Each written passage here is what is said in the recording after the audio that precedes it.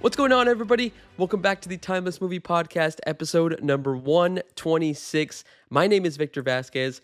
Appreciate you joining me on this podcast where we talk about movies, new ones that come out in streaming or in theaters. I'll give you some pros and cons, break down the movie in a little bit more detail. I'll even recommend whether you should check it out or if you should skip it. And then at the end of the podcast, in my own personal opinion, I will let you know if these new films are timeless. Do these films stand a chance in order to be rewatched over and over again and become timeless? Wanted to give you a heads up before we actually jump into this week's movie. Episode 125 is available on platforms like Apple Podcast, Spotify, and YouTube. Go give it a listen. Me and my brother Omar ended up talking about the new film Sinners, which is directed by Ryan Coogler and it stars Michael B. Jordan. Spoiler alert, I thought this movie of Sinners was incredible. It was such an awesome time in the theater, but still, go give that episode a listen. That way you can hear my thoughts as well as my brother Omar's opinions, and drop a comment in that video. Let me know if you agree or disagree with our thoughts on Sinners. Okay, let's go ahead and jump into this week's episode in which we are talking about the new film starring Ben Affleck and Jon Bernthal. That is right, we are talking about The Accountant 2. This is a follow-up to the first Accountant that came out, I want to say, in 2016. So it's been many, many years already, almost a decade since we've gotten the sequel to The Accountant. And I'm going to be honest, I didn't even know this movie was going to come out this year. I didn't see any marketing or any trailers, but as soon as I saw it come up on the AMC app, I saw that both Jon Bernthal and Ben Affleck were reprising their roles, and it seemed like Jon Bernthal was actually going to get more screen time in this one. So I told my brother, let's give it a shot. Let's see how this one goes. I rewatched the first one just to kind of get myself up to speed as to where Christian Wolf, the main character, was. Let's go ahead now and segue into my non-spoiler thoughts after watching The Accountant 2.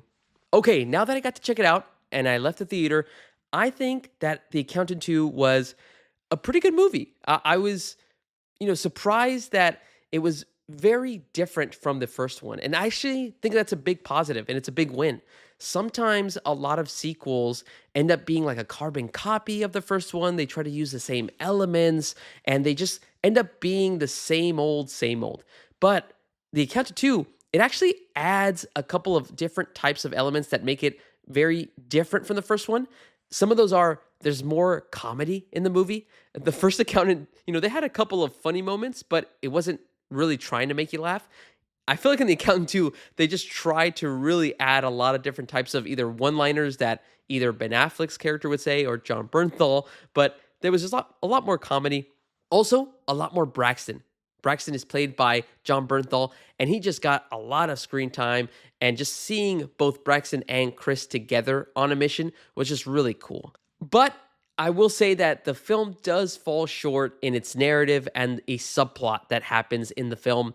I'm not going to spoil it here, but when we get to the cons and the nitpick section, I'll talk a little bit more about that.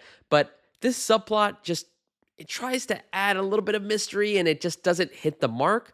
So it kind of drops the movie down just a little bit. But again, overall, it was entertaining for what it was trying to give to the audience.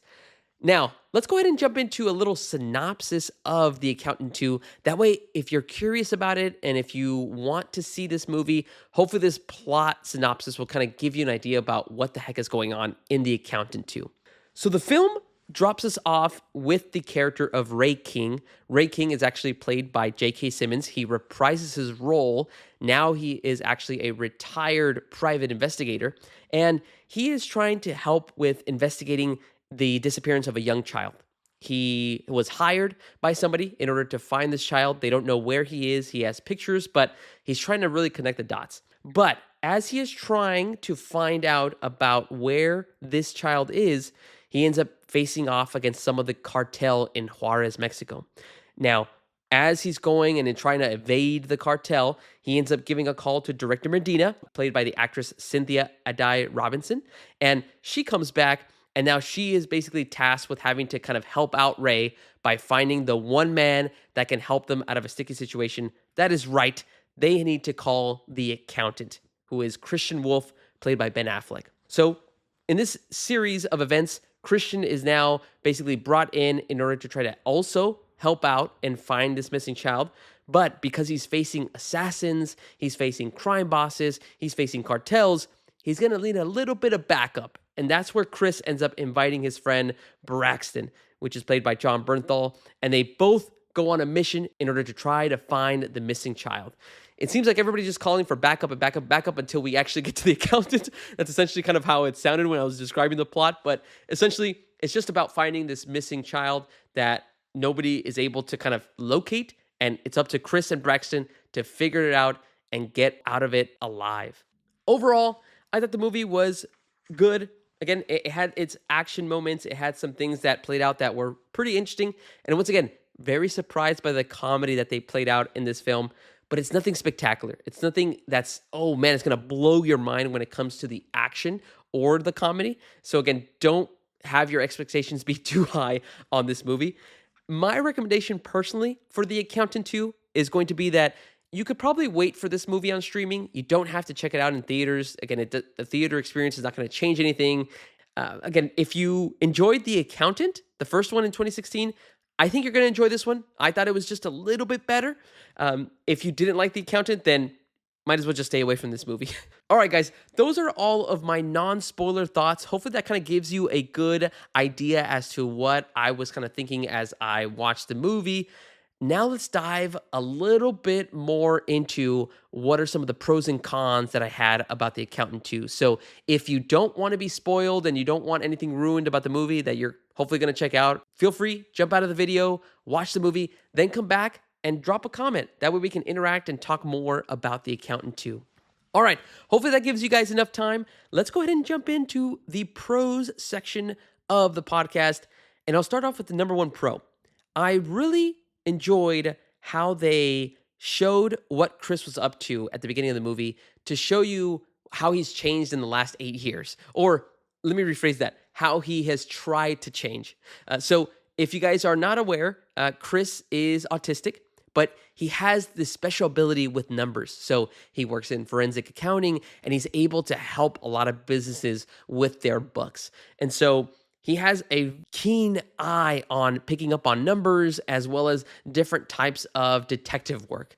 And so what I enjoyed is that in the first movie, Ben Affleck played the character very, serious, very introverted to himself. And in this film, he still plays that way, but you see Chris in more of these awkward situations. He actually goes to a specific place in Idaho where he goes almost like on a blind date, but it's like speed dating. And so he ends up getting into this very awkward conversations with a lot of different types of ladies that come to his table. And it's just really funny. And that's where, again, it caught me off guard because I was not expecting this film to be as funny. And right from the get-go, they just set the tone like, hey, look, we know that the first film was very cold. This one, we want it to be a little bit more uplifting. Yes, it still deals with matters that are very serious, but we want the audience to have a really good time watching these movies. So you see him going on blind dates, you see him line dancing, and it's just so funny to see him because, again, his character and how he plays he's not meant to be in these kind of situations, but because of how awkward it is, it just makes it even more funny. So again, I really enjoyed how they try to show he's trying to just get out of his comfort zone. He's trying to do different things. And in that effort of trying to do something different, it still doesn't feel like it's right to him. But where you see him actually progress in his life is in his relationship with his brother. His brother Braxton comes out for the majority of the movie. And, again, they have had like an estranged relationship. So even though after the first movie, they were able to reconnect, you end up finding out that in The Accountant 2, after 8 years, Braxton has not heard at all from Chris. So Chris has not made an effort to reach out to him, to see how he is, to check up on him. But as the story goes along and as you see both Chris and Braxton on a mission together, you start seeing their relationship get better and better, that by the end of the movie, you actually see that Chris ends up doing something out of his comfort zone, out of the box. He actually makes reservations at an RV camp and invites his brother and says, hey, Braxton, I made a reservation. I want to hang out with you, not just to be on a mission, not just to kill somebody or track somebody down, but I just want to be with you and make sure that you're happy. And so it all came full circle. We actually, it started off in places where, maybe it didn't really fit with what Chris wanted to do, but by the end, he actually ends up progressing a little bit more by having a better relationship with Braxton. So really enjoyed how they try to put him in various different types of situations in this film as compared to the first accountant. This also led to a lot of the funny scenes that ended up happening. And I think this is a great transition into my second pro, which is I thought this movie included so many hilarious scenes that, again, the comedy has got to be a positive for this movie. Once again, I think it's because I didn't see any of the marketing, I didn't see any trailers, I really didn't know much about this movie, so I went in blind. And I think it worked out for me because as soon as these funny moments started happening and all these one-liners and the different types of dialogue that either Chris or Braxton were saying, it just made me enjoy the film even more. So I gotta call it out. I mean, Chris would say again, he's very intelligent, he's very smart. And so when he says things, to him, it's like normal conversation. But to Braxton or to Director Medina, it sounds very snarky or snobby. But again, just those one-liners of talking to Braxton, it was just so freaking funny. It would catch me off guard a couple times. And then speaking of Braxton, I mean, John Bernthal is such a beast when it comes to playing these like side characters. He just gives the movie this type of energy that it really just needs. And Braxton would also have these moments where he would be in a hotel room and you see him like preparing, like he's mentally and visually trying to prepare for a conversation, a very tough conversation that he's about to have. He makes it seem like he's about to talk to a crime boss or a criminal. And then you find out that he's just preparing himself for a conversation in order to order a corgi because he wants a dog. And it's stuff like that just, it completely changes and shifts the tone a little bit, but it works out in that kind of a way. So again, the comedy of both Chris and Braxton, and even better, the dynamic of both of them together. And I think that's what the first film was missing. You had John Bernthal come out in a couple scenes, and you don't have Chris and Braxton actually interact until the end of the movie. Here, you get them for the entire film, and it just works. They're so different. You have Chris, who is, again, very much to himself, very quiet, only speaks when needed. And then you have Braxton, who is just a loudmouth. He's always talking, always saying something. And, when you get them both together, they sometimes rub each other the wrong way, but at the end, they're just getting more comfortable with each other. And so really love that dynamic, which led to so many funny moments and scenes in The Accountant 2. All right, and then the final pro that I have for this movie is the very cool action sequences that happened a couple of times in the movie. I'm not going to say that there was action all the way through because that's not true. There was a couple of sprinkled action moments here and there. I want to call out that J.K. Simmons' character, Ray King, he gets involved with a fight with the cartel at the beginning of the movie that, again, kind of gives you an idea as to where this film is trying to go and what the main mystery of the film is. And it was really well done because I was really surprised that, Ray was getting in these situations. And again, he's retired, he's a little bit older, but, him fighting some of the cartel looked really good. And how they actually shot and used the camera in like a bathroom scene, it felt very tight, very claustrophobic in a way because you have these like two cartel members trying to fight J.K. Simmons' character of Ray King, and it's just all close hand combat. It felt really cool. There was a couple of other moments as well where Braxton and Chris were, having to kind of have a shootout with the cartel, and so they would kind of go through, throw a couple of smoke grenades, really just mow down a couple of the cartel members in this specific area that they were in Juarez. Then you also had characters like Anais versus Medina. Again, they kind of also had a very intense combat inside of a house, and so there were moments that The Accountant 2 had. Again, it wasn't anything that I would call as the best action that I've seen this year, but I at least wanted to highlight that there was some moments that were really cool to watch and see. All right, now let's go ahead and move into some cons or nitpicks that I had about this movie. There's really only one big thing, and funny enough, it's actually one of the big cons that I had about the first Accountant, in that there's a subplot that just feels like it doesn't really vibe with the film.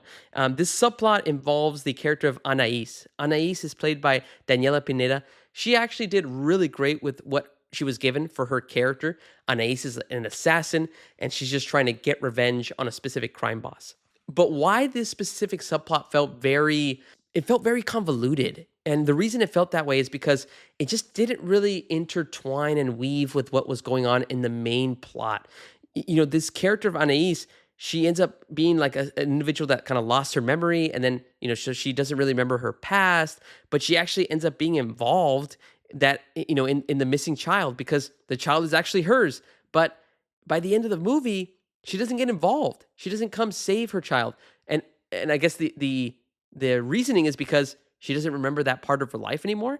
But I would have thought that they could have focused more on just, okay, if you're not going to have Anais be involved in saving her child that she doesn't remember, then I feel like maybe we could have just cut that specific plot line out and just focus strictly on Chris and Braxton just trying to find this missing child, because that's essentially what they ended up doing. It was just another plot line that didn't really make sense. And it kind of just adds space that wasn't really needed or didn't help the audience figure out anything else that they needed to. And again, it's weird that this also happened in The First Accountant. There was a specific plot line that involved J.K. Simmons as well as Cynthia Addai-Robinson. And again, that plot line, if you take it out, nothing changes in regards to what happens in the movie. In this film, you have Anais, who seems like she's going to get involved. She sees a picture. She looks like she's trying to get her memory back, but instead, she just gets revenge on the crime boss. And then it kind of ends. And so, I don't know, I felt like that specific plot line kind of slowed things down a little bit. And it just, again, it keeps it from being a really good movie, which is unfortunate. And again, hopefully that if they end up making a third one, they don't run into that same situation. All right, those are all the cons and the nitpicks that I had about The Accountant 2. Let's now move into the awards section. I usually call this one the favorites section, but I kind of want to switch it up now and call this one the awards. So I want to give awards for, the MVP, best moment, and the award for best shot of the movie. So let's go ahead and give the award for MVP. Who is the one character in The Accountant 2 that deserves the award of being really a critical piece of the movie and what really made me enjoy it? To me, I got to give it to John Bernthal as Braxton. I mean, like I mentioned before in the dynamic that he and Ben Affleck had for their characters, it just works. I mean, John Bernthal always has these interesting side characters, and he always has this confidence, this bravado about him whenever he's on screen. And it's just almost like a magnet. My eyes completely go to John Bernthal's character, and all I want to know is what the heck is going to happen to him. And so John Bernthal just plays this character so cool. I mean, it almost feels like the Punisher. So I really enjoyed that. And he just caused a lot of havoc in this film. So my favorite performance and what really made me enjoy this film, and probably why I put this one over The First Accountant, is the simple fact that it includes more of John Bernthal's Braxton in this movie. All right, let's move on to the next award, in which we are giving it for the best scene or moment in this movie. And you'd be surprised, it is not an action sequence that I have here. Instead, it's actually a very interesting moment between Braxton and Chris. They're on top of Chris's RV, his Airstream, and they're just having a heart-to-heart. You have Chris just point blank tell Braxton, hey, are you happy? And Braxton kind of just starts backpedaling. I was like, of course I'm happy. I don't need anything else. I'm happy of what I'm doing. I can get to go travel the world. I do all this stuff. And they just, again, kind of go back and forth and just have a very deep conversation about if each other is happy. And then you eventually kind of see that, Chris wants to take his relationship with his brother to the next level and be there for him and check up on him. But he just can't get there just yet. But I thought that conversation was really cool because, again, you see Braxton, and even Braxton puts Chris in a specific situation like, hey, is it me? Am I the reason why you don't want to contact me? Am I the reason why you just don't want to have a relationship? And Chris is like, no, it's just because of how I am. It's not anything to do with you. And so I don't know. I thought that was a really cool conversation between these two characters that I really appreciated. All right. And then last award goes to the favorite shot of The Accountant 2. And we're going back to that same scene that I was just describing as my favorite scene. You just have Chris and Braxton sitting on these little chairs on top of his Airstream, and they're just chilling, having a conversation. And what's so funny is that, like, you can just see almost like the duality of both of them. You see Chris with a very serious face in this one shot, and then you have Braxton who's just laughing it up as they're having this conversation, as they're chilling on top of the Airstream that Chris owns. There's a bunch of other Airstreams in that same shot, but that one frame is probably my favorite shot of The Accountant 2. All right, guys, those are all of my pros, my cons. I don't think I have anything else to call out about The Accountant 2. I'm pretty sure I'm forgetting something, but it's all good. If I remember it, I'll try to post it in the comments or something. Let's go ahead and move into the final segment in which we are talking about whether The Accountant 2 is timeless. Can I see myself rewatching this movie in the future? As of today, I will say that The Accountant 2 is not a timeless movie. Although I did enjoy it more than the first Accountant, the subplot, again, it kind of interferes with my enjoyment. Like, why is there a subplot about a specific character if they're not really going to have a part to play in the main plot? And so that, I feel like it trips up the movie. Instead, it is now just kind of, just a generic action movie as well. But again, a couple of things I do still want to call out. The comedy was a highlight for me, and the dynamic between John Bernthal and Ben Affleck, I think, was just incredible, and what made me actually still have a good time and laugh in the theaters. If you guys enjoyed the first Accountant, I think you guys would definitely like The Accountant 2. Those are my thoughts, though. I want to hear from you guys. What are your opinions about The Accountant 2? Have you had a chance to check out this movie? If you have, let me know down below in the comments. That way we can talk a little bit more, interact about this. Who was your favorite performance? I want to know all the details down below. That way we can continue talking about The Accountant 2. All right, everybody. Thank you so much to all of those that listened all the way through to hear me ramble and talk about The Accountant 2. My name is Victor Vasquez. This has been episode number 126 of the Timeless Movie Podcast. Make sure to check out next week's episode as we are going to be covering the second Marvel movie of 2025. That is right. We are talking about the Thunderbolts. I made a guarantee to my brother that, to me, I'm thinking that Thunderbolts is going to be the best of the 3 MCU movies this year. We'll see if I'm right next week. All right, guys. Thanks so much for listening, and I'll talk to you guys later.